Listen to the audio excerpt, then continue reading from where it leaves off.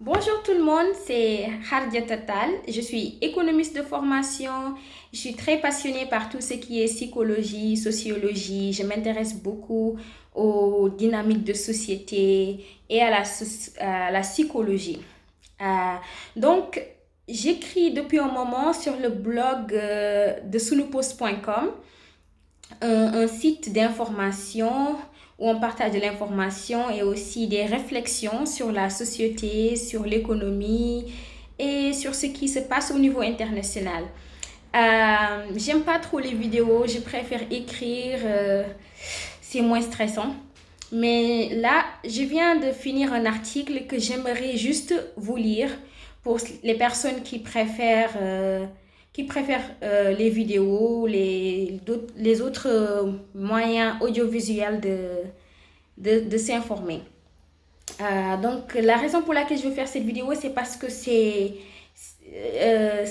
parce que le sujet dont je parle dans cet article, que je vais vous lire dans un instant, me touche parce que ça a un impact énorme sur la société. Les faits qui se passent en ce moment, ça a un impact énorme sur les générations présentes et futures. Et parce que il y a beaucoup de choses qu'on pourrait faire au niveau de la famille, au niveau des écoles, pour changer la situation. Donc, sans plus tarder, je vais vous lire cet article, ce fameux article. Voilà, donc le titre: Mixta Sextape, la police enferme des innocents et laisse libre le vrai coupable. Donc, je vous lis l'article. D'après sunupost.com, Fatoumata Bari, connue sous le nom de Rangou, a été arrêtée hier par la division spéciale de lutte contre la cybercriminalité. D'après la même source, elle aurait créé un site porno dont l'accès était payant et qui permettait de booker des parties de jambes en l'air. Cette même semaine où le Sénégal célébrait la fête de la Korité, marquant la fin du mois d'abstinence qui est le Ramadan, un autre scandale sexuel éclate sur les réseaux sociaux. Sur des pages Facebook, les Sénégalais lamentent l'affaissement des mœurs, la jeunesse perdue. Dans les groupes Facebook de femmes, des mamans émettent des cris de cœur par rapport au besoin de mieux éduquer les enfants. Dans les groupes de jeunes, on indexe la génération 2000, la pire génération paraît-il. D'autres demandent de voir les vidéos pornographiques affichant ces jeunes avec leur visage découvert. Devant cette furie, moi je suis tout simplement confuse. La pornographie au Sénégal, elle est répandue. Jeunes comme vieux y ont accès et beaucoup y sont accros. Au Sénégal, l'éducation sur la vie sexuelle saine est quasi inexistante, alors que le monde du sexe est seulement à 2 clics de tous, des enfants y compris. Des parents laissent les enfants se planter devant des tablettes et smartphones à longueur de journée sans supervision aucune. Il n'est pas rare de voir de tout petits enfants regarder des scènes obscènes ou violentes pendant que leurs parents sont occupés ailleurs.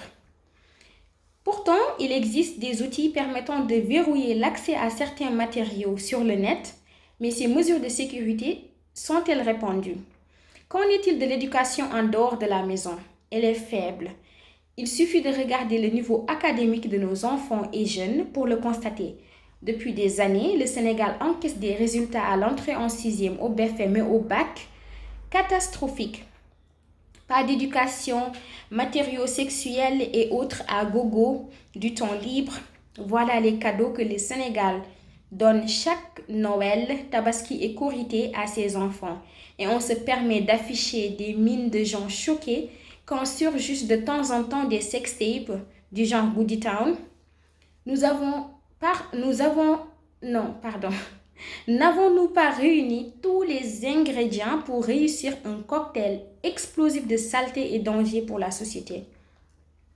Personnellement, j'ai été exposée à la pornographie quand j'avais 14 ans. Ce même jour, ma petite sœur de 11 ans était avec moi.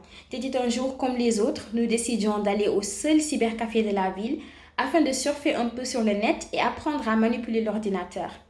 Quand nous demandions la permission ce jour pour aller manipuler cet outil nouvel, nos parents nous ont laissé partir sans arrière-pensée.